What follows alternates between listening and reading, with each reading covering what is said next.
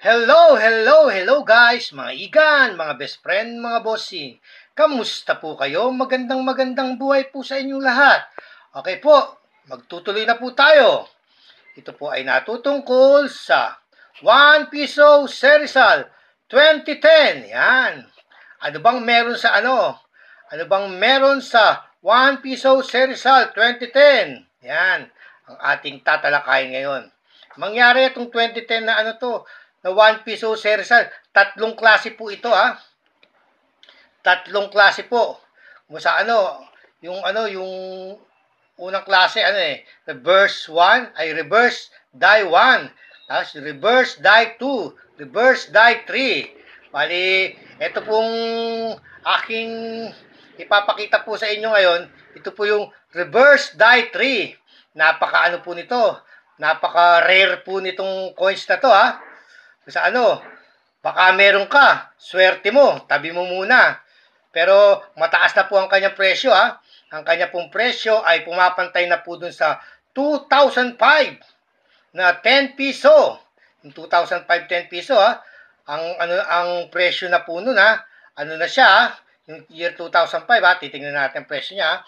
Ang presyo niya kasi year 2005, 1,000 pesos to 3,000 pesos. Ang kanya pong pinaka-presyo niya, yun mo, ang haba ng range, no? 1,000 to 3,000, yan po ang presyo ng year 2005.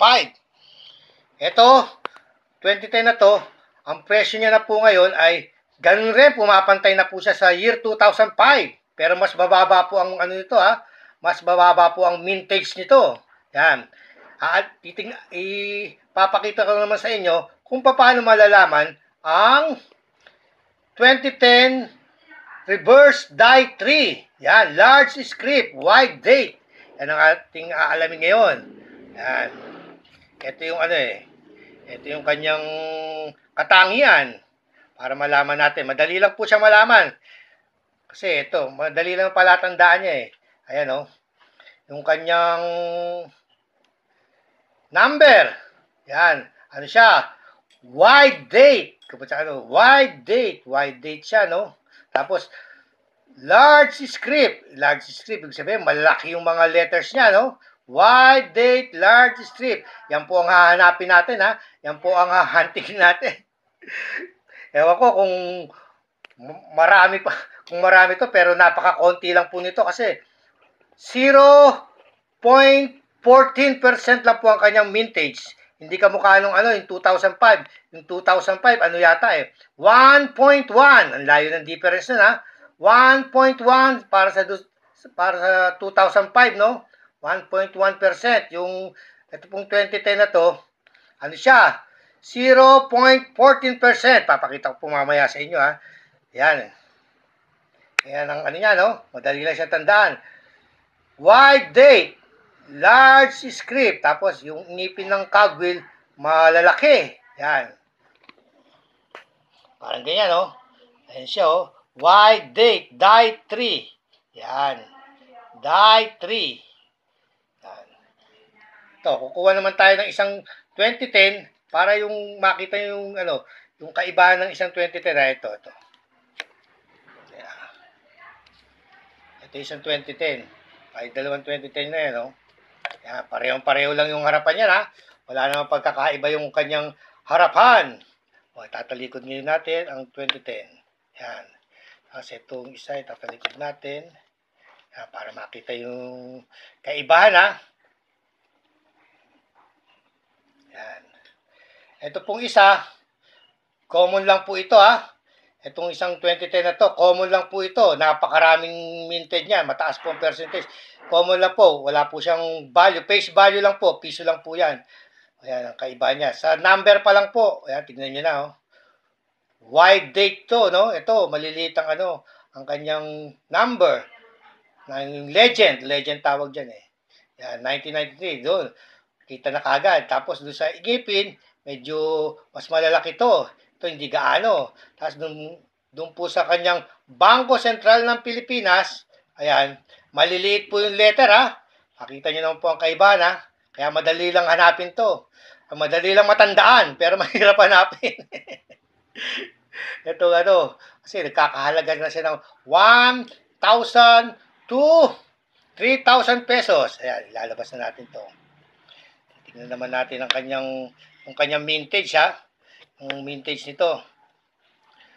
Yung kanyang percentage ng mintage. Yan. Yan natin. Titingnan naman po natin ang kanyang mintage. Ito, ang mintage ng 2010 ha. Ayun o. Yung mintage ng 2010. Dalawa pa na isulat ni Mr. dito, no? 0.14, no? Pareho lang, no? Reverse 3. Reverse 3, 0.14. Ayan, no? Napaka-konti niyan, ha? Napaka-konti niyan. Ayan. Ito naman yung 2005. 1.1%. Pero ang presyo niya, no? Ang presyo niya is, is 1,000 to 3,000 pesos. Yan po ang presyo ng 2005. Yan. Bali, itong reverse string to, yung 0.14%, ang presyo niya po, pumapantay na po siya sa 1,000 to 3,000 na rin po kanyang presyo. Yan.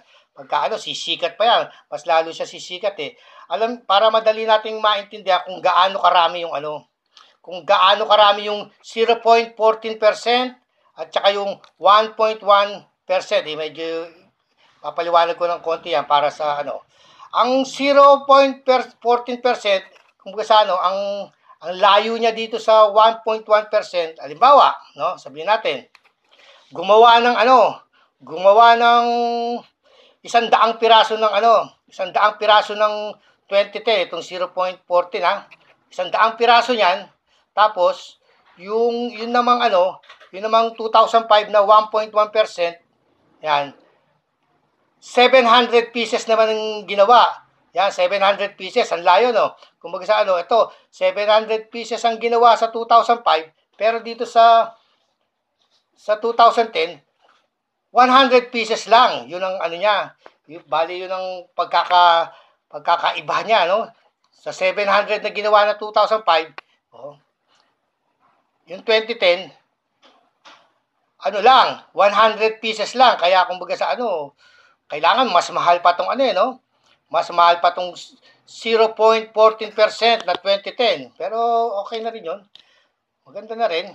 Kaya lang, kailangan, kung makakita man kayo, tabi nyo lang po. Ayan po Sana po inakuha nyo ang aking paliwanag doon Bawa, no?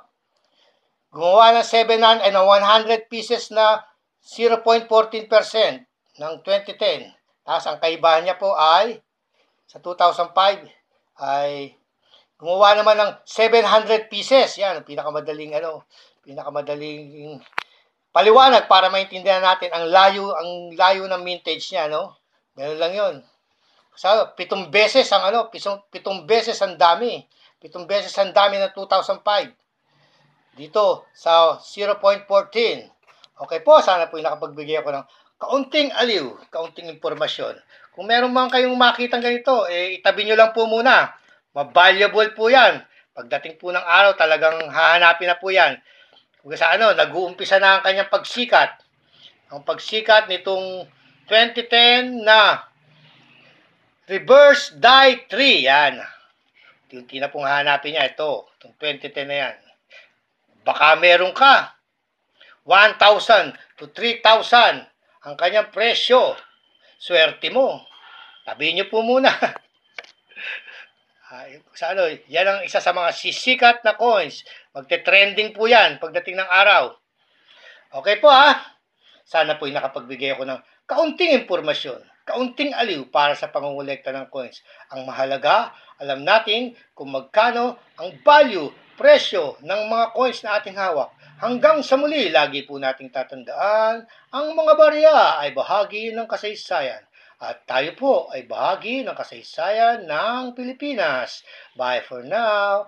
Don't forget to subscribe.